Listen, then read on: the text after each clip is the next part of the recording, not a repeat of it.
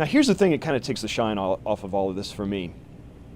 Moneyball, to a certain degree, did change baseball, and that's another one of the things that makes this movie matter on a sort of cultural scale, is that other teams did follow this new philosophy. Boston Red Sox for one, and it panned out quite well for them. But Boston is not Oakland. Boston has more money to spend. They're definitely not the bottom rung of the payroll ladder like Oakland, and so reality sort of creates problems for this movie. Billy Beane's philosophy does work during the 2002 season that the movie chronicles.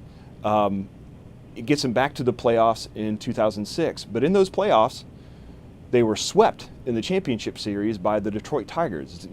They 4 straight games, and not since 2006 have they gone to the playoffs. In fact, they have yet to finish above 500 for a single season for the past 5 years. And so the whole time this movie is arguing that this is revolutionary and going to change the game forever, I just kept thinking to myself, well, actually, I know that it didn't. Well, this is where you and I disagree significantly, Jeff.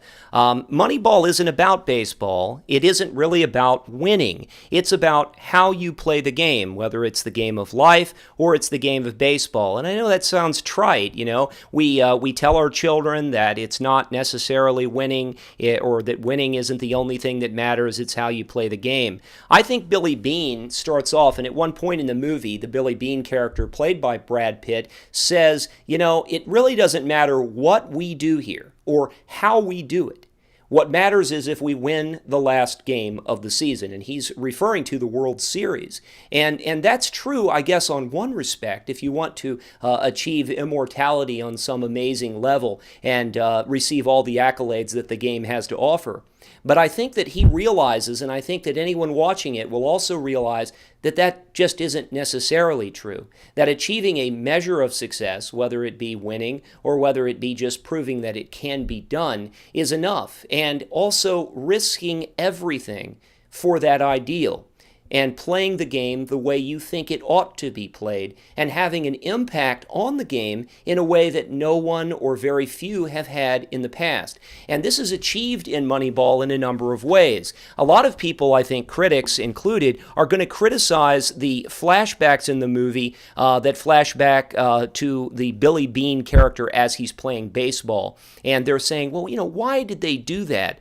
I think they're showing the dichotomy. Billy Beane, as a baseball player, was mediocre at best. He was a star that never shined as brightly as he should have, and he realizes that. Then, when he becomes a general manager, he has a unique opportunity to do something, to win. And early in his career as a manager, general manager, it may have been that he wanted to win at all costs and win in the way that traditionally people do win.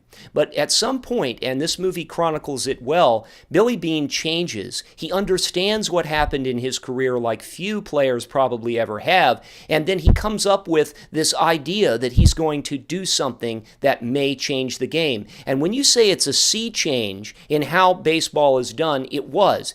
If he had wanted to win, if Billy Beane had wanted to win, and that was all that mattered, he would have gone to Boston. People who follow baseball know he was offered the opportunity to go and be the general manager for the Boston Red Sox, an organization much larger than the Oakland A's that had plenty of money and could have fielded the team according to the Billy Beane principles, or to the principles that he was following, as well as getting the big names. But and in fact, that's what they did. And in fact, they were successful and won the World Series. Billy Beane did not go that route. Instead, he was committed to doing it in an environment that probably fostered his creative juices, the idea of not having as much money. And in this era of economic downturn, the excesses of the professional sport and the money that is lauded and lavished on players is something that I think people sneer at. But money does run the game.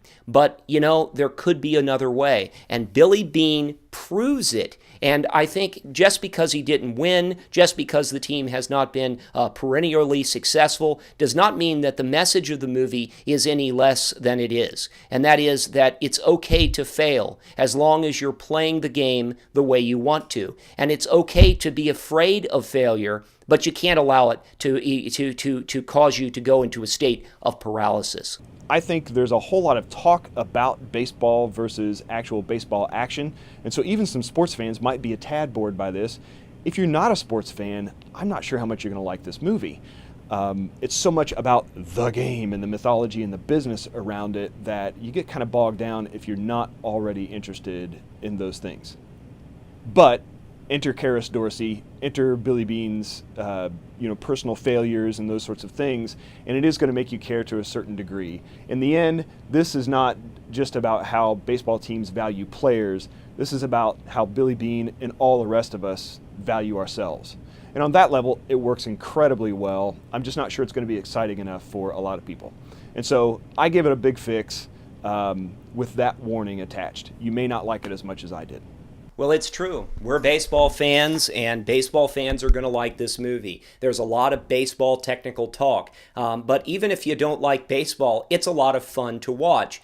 I commented in my written review that this is written by Aaron Sorkin, who won the Oscar for last year for The Social Network. That was a movie that was as brilliant as it was exhausting with its with all the techno babble and everything like that. But in this movie, Bennett Miller, to his credit, the director, has shown a very mature and steadying hand. He has I don't know if it was him, but I think he can be credited for it, reining back a bit and pulling back just a little bit and giving the audience an opportunity to appreciate the character of Billy Bean and the characterization that Brad Pitt has put on the character of Billy Bean. There are moments of silence. There are moments of sort of this torture that we observe that have very little dialogue, and it's as sophisticated as any of the technical dialogue that we see later in the film.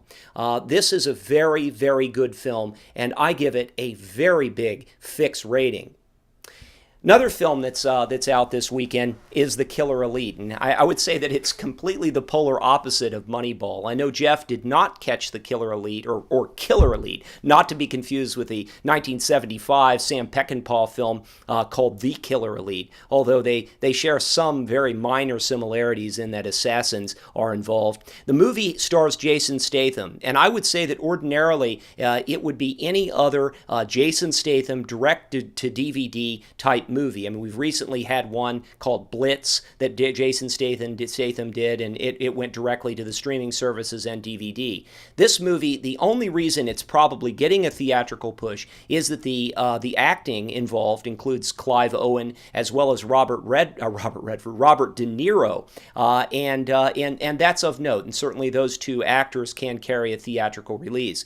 This movie is convoluted, it gets a little long, and it tries a little too hard to be politically important. It should just be, the action B-movie thrill ride that it aspires to be. Instead, it tries to be something different. The story is about a bunch of assassins, 3 assassins who are set on a road to kill some British SAS agents that were involved in some nefarious activities in a Middle Eastern country. A sheikh hires them. Jason Statham is pressed into action because Robert De Niro has been kidnapped by the sheikh, and the sheikh says that he'll kill Robert De Niro, who is a good friend, obviously, and partner of Jason Statham's character, if Jason Statham doesn't go and kill these SAS agents that are supposedly responsible for the death of the Sheikh's sons.